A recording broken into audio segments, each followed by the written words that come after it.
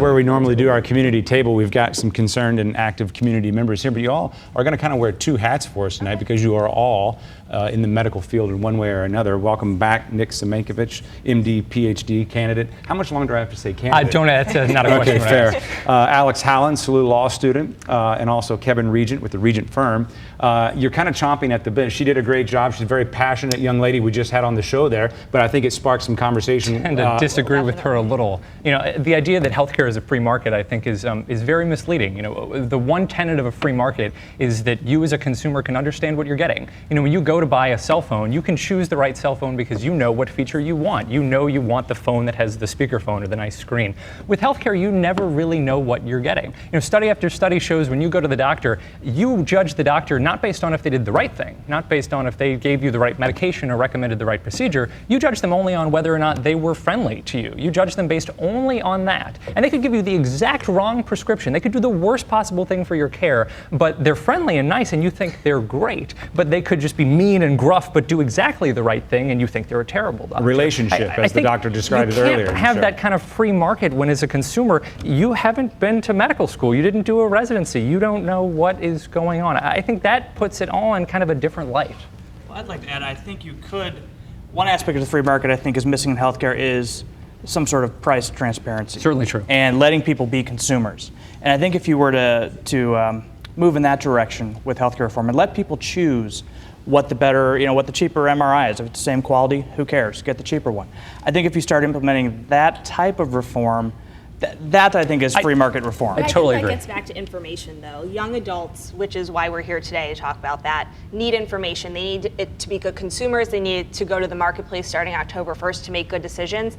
And that's on all of us in the medical field and in adjacent fields to make sure that young adults know where to go to get that information. They can't be a good consumer and pick the right MRI or the right doctor to go to without the information. So we want them because they're healthy, but because they're healthy, they may not want in. They may, or at the very least, they may not be physically incentivized to go find out this information. Have any chance of succeeding? No, I hope so. I think they're just great benefits to even talking about healthcare. You know, there's a really cool book out recently called Nudge that talks about how just subtle decisions and interactions change our daily lives. You know, you think maybe 5 or 10 years ago, recycling was not really a thing, and now there's recycling everywhere. It's just sort of integrated into society. I think healthcare is kind of like that. It's just great that we're talking about this with youth, with people that can get involved and say, well, maybe you wake up in the morning and think about, maybe I'll take a multivitamin. And even if that doesn't do any good, they're thinking about their healthcare. They're thinking about making the right decisions. That's just a step in the right direction. Nick Semenkovich, multivitamin does no good. Okay, good. Neutral. We'll put them in neutral. I also think we saw with that Kaiser poll that was referenced earlier that young adults really want health insurance. They just don't know where to go. And I think the other point is that the economy is different for young adults now. They're getting out of college or they're getting out of graduate school and they maybe are going into business for themselves. And before, they would have had to go work for an employer because they needed the benefits. Now with the Affordable Care Act, they can go buy insurance and feel like they're getting something that's affordable and quality without feeling tied down to a particular job. They can go sort of be entrepreneurs in a way that maybe they couldn't have been prior to this. And I would agree that's a great benefit to allow some sort of freedom with your health plans. But another big issue is affordability. You know, the federal rates are not out yet for Missouri. We need to have affordability. If it's sure, there's a catastrophic plan that I think will be affordable for most, but when you start getting into more coverage, obviously the price goes up. And in states that have already released their rates, Florida just said it's 40% higher than their current rates. Probably isn't that high, but at least it's going to be higher than their current rates. So how do you get those young people to say, it is worth my money to buy this because it's important to me and it will cover me, you know, it's worth having coverage.